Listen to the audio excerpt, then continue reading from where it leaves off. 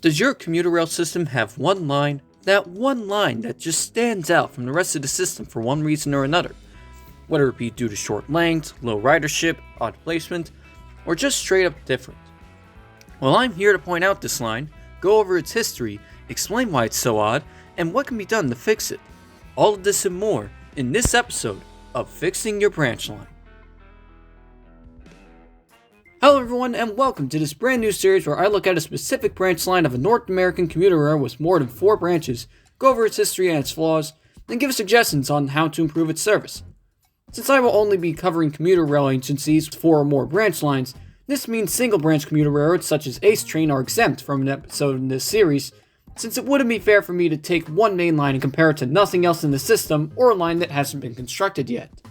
With that said, since most of my rail fanning related content is Long Island related, I might as well start this series covering my local railroad, which is none other than the Long Island Railroad. I mean, might as well start off with the LIRR because 1, I live pretty close to it, 2, it's the busiest commuter railroad in the nation, and 3, it's the longest operating American railroad other than Strasburg with a starting date of 1834, so you know this railroad has a lot of history to it. So much history that I made an entire iceberg on the railroad, but that's besides the point. With its 11 currently operating branch lines, might as well cover the one that lost its connection to the main line, and that is none other than the West Hempstead Branch. Some of you likely saw this coming, since this is the smallest branch on Long Island, not counting Belmont because that's one station and used for special events only, as this line also has the lowest ridership when compared to the other 10 branches.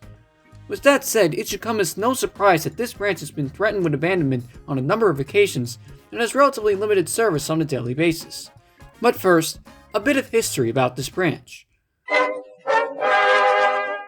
The West Hempstead Branch that we all know today was partially formed by the Southern Hempstead Branch owned by the Southside Railroad, the predecessor of the LIRR, which operated on the south shore of Long Island. This was one of 3 railroads that have rail service to the town of Hempstead before they were all acquired by the LIRR that we know today, as the people of Hempstead wanted quicker railroad service to Queens, despite already having 2 different branch lines serve the same city. The Southern line opened in 1870 and served what was then Bridgeport, Norwood, and Woodfield between Hempstead and Valley Stream until the line closed only 9 years later. However, the demand for good rail service still remained, so the New York Bay Extension Rail was created as an LIRR subsidiary to construct a new right-of-way from Valley Stream to Garden City along a similar route. So why rip up the rails in the first place if you're going to serve the same towns? But anyways, this new line opened in 1893 and ran along the current line of Country Life Press and later connected to the main line in Mineola. Sometime later in 1913, the LIRR placed battery-powered cars into service as a shuttle between Valley Stream and Mineola. You heard me right, battery-powered cars. The same kind of battery power that you hear replacing traditional fossil fuels nowadays. Only back then it was much weaker and less known. Goes to show how advanced LIRR really is. But anyways, these battery cars were used on the branch until 1926 when the line was fully electrified with the third rail, and even electrified the freight sidings, some of which specifically being for multiple unit baggage cars. This doesn't have much to do with the story per se, but I just find it so great that electric multiple units are used to transport freight right on my home railroad. Most of them used to carry passengers and that's it, but these MP54s carried freight too. That beats the DD1 for freight service in my opinion.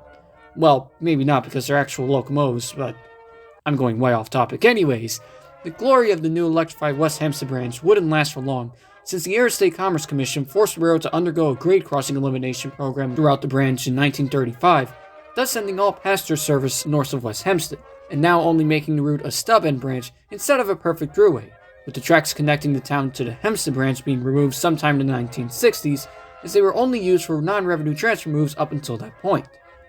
Eventually, these runs dried up as well as more Long Island businesses either shutting down or importing their goods from elsewhere, which resulted in very few freight runs coming up from Valley Stream.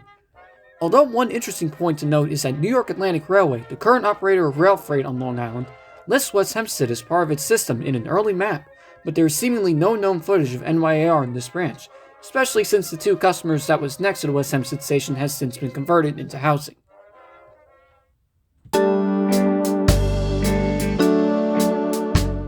Little has changed on the West Hempstead Branch since the northern connection was removed. This branch is still treated the same way by the LIRR since its creation, as a shuttle service.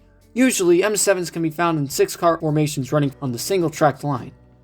Keeping true to its history, the 4-mile-long branch primarily has shuttle runs between West Hempstead and Valley Stream, with transfers to Penn Station and Atlantic Terminal, and very limited direct service to Penn and Atlantic Terminal on weekdays, with weekends having no such luck with shuttle service only. Frequencies on this branch are approximately once every 40 minutes to an hour or two on weekdays, and every 2 hours on weekends. Now, considering that this branch is only 4 miles long and single-tracked, its low frequency is understandable, especially since the regular Hempstead branch above it is much more frequent and has direct service to Atlantic Terminal. But if you look closely at this Google Maps aerial view of the branch line, it looks like there should be relatively some room to add a second track, especially after looking at the junction with the Babylon branch at Valley Street. I mean, look at all that room for a second track on the Divide. Oh, it looks like they listed. Oh, nope, never mind. It was a torn up siding. Now, I originally thought that past Valley Street, there used to be a second track in all that empty space, and was later removed like so many other low-use branch lines and main line in order to cut costs. But to my disappointment, the track maps of this branch showcase only one track ever being constructed along the entire branch, and there was never a second track in the first place. What's even worse is that there are no sidings along this branch whatsoever for other trains to pass by, thus limiting the branch to one train at a time, hence why this branch is usually served by 1 or 2 MU sets at most. Now, the FRA minimum requirement for track spacing in this case from the right rail to the adjacent rail is exactly 14 feet, so going from the right rail on the left track to the left rail on the right track would be 14 feet minus the 4 foot 8.5 inch distance between the two rails, which allows for a total of 9 feet 3.5 inches between the two tracks.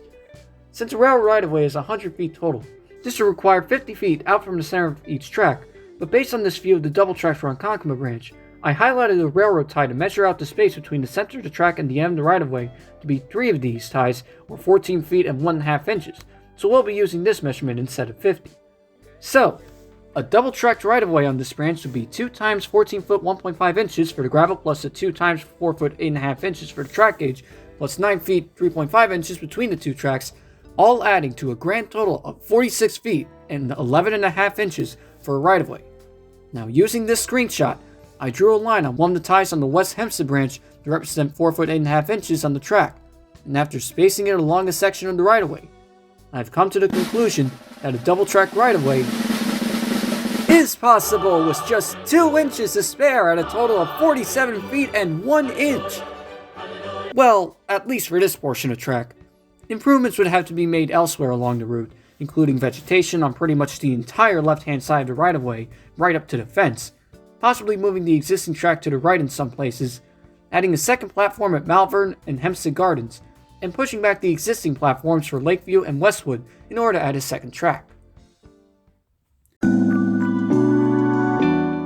Of course, with this line being only a semi-infrequent 4-mile-long shuttle service, there were plenty of calls to abandon this line, with weekend service being temporarily discontinued for 4 years due to budget cuts.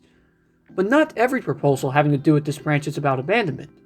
In 2018, a company named Trans-Regional Express, or T-Rex, proposed merging the LIRR with the Metro North and New Jersey Transit, and to convert lesser-used branch lines into autonomous light rail routes, specifically the Waterbury branch for the Metro North, and in Long Island, the West Hempstead branch along with the Oyster Bay branch.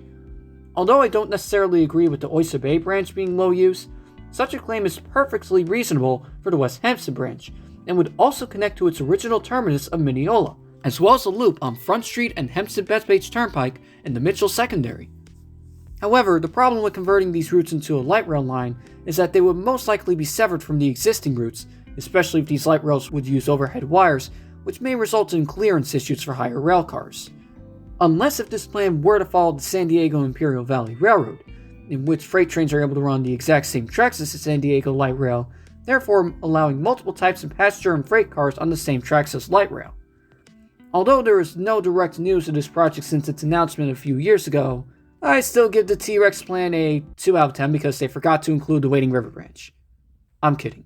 But besides the point, what is my official diagnosis for the West Hempstead branch? 3 words. Return to Mineola. The right-of-way still exists, albeit there are some power lines in the way, they can just be moved slightly to the side. Although this section would only have enough room for 1 track based on the original right-of-way being single-tracked, and much more limited in space than the existing branch further south. But still, a connection to Mineola would be key to bringing service back along the route, as I can definitely see some sort of connection service between the 2 most heavily used main lines on the LIRR. This can also include more frequent service to Mineola without a main line, as well as a detour route if something would close the main line between Mineola and Jamaica, instead of having to back up on the central branch further east. I would still recommend shuttle service between Valley Stream and West Hempstead, or preferably Mineola, but on a much more frequent basis, which can only be done by implementing a second track, so this way there will be some room for the two shuttles to pass by, as well as through an express service to pass by the shuttles. Considering that this proposal still includes shuttle service, these shuttles would continue to use 6-car EMU sets, especially considering that this branch historically rarely saw more than 4-car EMUs before the M series. Or if you really need that many M7s or M9s, maybe use some new EMUs. But considering that the LIRR is in the midst of working on larger projects, it is unlikely that the railroad would consider these modifications for their least used branch line until a much later date. But these plans would allow for more frequent service on one of the railroad's most underrated branch lines, with at least some historical significance and right-of-way space to make it worth expanding to Mineola and to better serve the communities of Long Island. Also, another aspect of this series will be an honorable mention, where sometimes I will pick another little used branch line and have a much quicker review. So in this case, the honorable mention for this episode is none other than the Greenport branch. Many of you saw this coming because it's even less frequent than West Hempstead, as the shortest stations on the railroad that can only fit one car and only use 2-car shuttles. And yet most of my footage on this channel is on this branch, but that's besides the point. Technically, I came up with this mini review because I really wanted to include the Greenport branch for this video, but that would be too expected and it's technically part of the Ronkonkoma branch. Since it has a connection with the railroad's most used branch, it was originally part of the Long Island Railroad main line with direct service from Long Island City to Greenport, being led by legendary Pensy K4s. Obviously, Greenport was originally the terminus station on the main line with ferry service going to Stonington, Connecticut, with connections to the New Haven Railroad going to Boston, but eventually operations to specifically Greenport was reduced to shuttle service between Ronkonkoma and Greenport, since anything east of Ronkonkoma is considered farmland by many. Although, this branch has made a bit of a comeback with frequencies being increased from once a day to 4 times a day, and with many tourists using the branch to see the scenic views of the East End, which prompts trains on this branch to be 3 cars long instead of the usual 2 or 1. Just like the West Hempstead branch, the Greenport line is entirely single-track throughout its history, but it had freight sidings at its stations, so I would suggest increasing frequencies to 1 train per hour, as well as restoring most of their side tracks with a second platform for some trains to pass by, preferably at Mattituck since the second track still exists next to its station. Considering this used to be the main line of the railroad, it used to have many stations that have since been abandoned, so I'd suggest the restoration of Holtzville, Manorville, Calverton, Jamesport, and Peconic. Furthermore, I would also suggest at least 1 direct Greenport to Penn Station morning and afternoon rush hour train with either some vegetation to meet the clearance of the third rail to DM30AC, or direct service to Long Island City with transfers at Jamaica. All of this and more can raise a simple scenic shuttle back to its former glory as the true terminus of the Long Island Railroad. Thank you all for watching the first episode of Fixing Your Branch Line. As you can tell, this series has a bit of a more relaxed and casual tone when compared to my other series, and since it covers North American commuter railroads, it will be limited to 11 episodes. Now I am aware that some of you may disagree with my proposals for a number of reasons, and that's okay. Just know that I'm giving my suggestions as to how a certain branch line can be improved, albeit not the be-all end-all method of improvement, and I'm open to constructive criticism. With that said, thank you all for watching. Credit for all the photos used go to their respective photographers, and if you enjoyed the video, don't forget to like and subscribe for more. Have a good day.